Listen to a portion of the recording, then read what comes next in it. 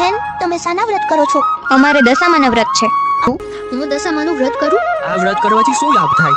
નિર્ધનને ધન મળે, પુત્રને પરિવાર વધે. મારે ધનની ખામી નથી. હાથી ઘોડા રાજપાટ જે સવારના પહોરમાં રાજ્યમાં અંધાધંધી થવા લાગી. ભંડારમાં પૈસા પણ ન મળ્યા. કોઠારમાં જોવા જાય તો અનાજનો એક દાણો નથી. ગામની પ્રજા રાજાને કહેવા માંડી, હવે તમે પેરડા પકડી બહાર નીકળો. તમારા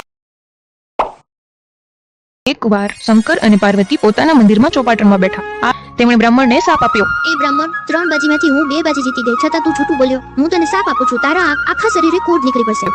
તેણે ખૂબ જ કઠિન તપ કર્યું. આથી મહાદેવ પ્રસન્ન થયા અને તેમણે બ્રાહ્મણને દર્શન. રાજાએ પોતાની કુંવરીના લગ્ન તે બ્રાહ્મણ સાથે કરાવી આવ્યા અને કહેવા લાગ્યા, એ રાજા, તારી રાણીએ તારા વ્રતના ભંગ પાડ્યો છે, માટે તું એને દેશવટો આપી દે.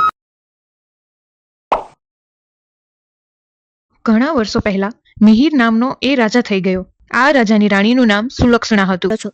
તમે આજ્ઞા કરો તો હમણાં ઉપાય બતાવું. હા જરૂર, બોલ. જુઓ રાણીબા, ગામમાં એક બ્રાહ્મણીને 3જો મહિનો જાય છે.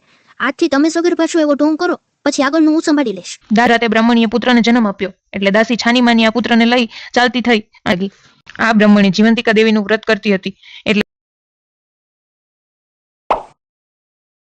મોટી વહુ ભારે દેખી અને નાની વહુ સીધી સાદી. નાની વહુને રાંધતા રાંધતા મધરાત થઈ ગઈ, તોય હજી રાંધવાનું બાકી હતું. એટલામાં તો દીકરો રડવા લાગ્યો. એટલે નાની વહુ રાંધવાનું પડતું મૂકી અને દીકરા પાસે ગઈ અને એને આડે પડખે સૂતા સૂતા ધવડાવવા લાગી. તો નાની વહુના ઘરમાં ચૂલો સળગતો રહી ગયો. એટલે એ જોઈ સીતડામાં ગુસ્સે થયા અને તેમાં આડોટ્યા એટલે દાઝ્યા.